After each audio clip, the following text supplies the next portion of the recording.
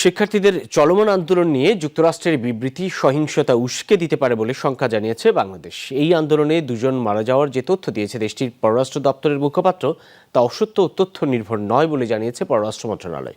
মার্কিন মুখপাত্র ম্যাথিউ মিলারের এমন বক্তব্যে বাংলাদেশ ক্ষুব্ধ ও হতাশ বলে জানিয়েছেন ঢাকার মুখপাত্র সেহেলি সাবরিন। সিলন ফ্যামিলি ব্লেন্ডের কড়ালিকার আর সতেজ স্বাদের পারফেক্ট ব্লেন্ডে স্বপ্নেরা মেলুক টানা।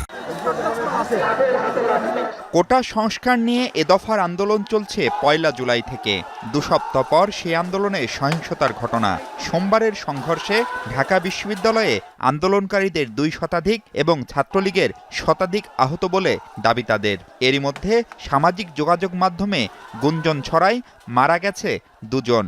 মার্কিন পররাষ্ট্র দপ্তরের নিয়মিত ব্রিফিংয়ে এই আন্দোলন নিয়ে প্রশ্ন আসলে পরিস্থিতি পর্যবেক্ষণের পাশাপাশি ২ জন নিহতের ঘটনায় উদ্বেগ জানান মুখপাত্র Matthew Miller. We are aware of and are monitoring reports of widespread student protests in Dhaka and around Bangladesh that have killed 2 and attacked and injured hundreds. Dhaka এবং বাংলাদেশের বিভিন্ন জায়গায় বিক্ষোভ এবং তাতে ২ জনের মৃত্যুর বিষয়টি আমরা অবগত। আমরা গভীরভাবে তা পর্যবেক্ষণ করছি।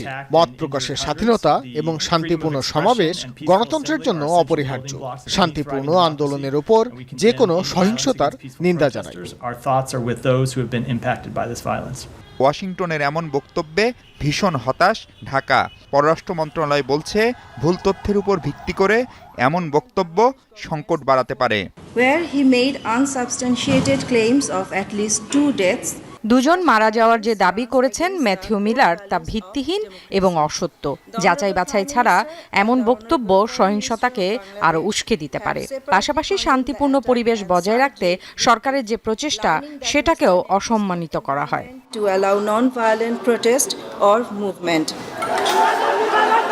সরকারি চাকরিতে থাকা ৫৬% কোটা নির্বাহী আদেশে ২০১৮ সালে বাতিল করে সরকার। সম্প্রতি আদালতের রায়ে আবারও তা পুনর্বহাল হওয়ায় যৌক্তিকভাবে তা নির্ধারণের দাবিতে চলমান এই আন্দোলন। মাহফুজ মিশু, যমুনা নিউজ, ঢাকা।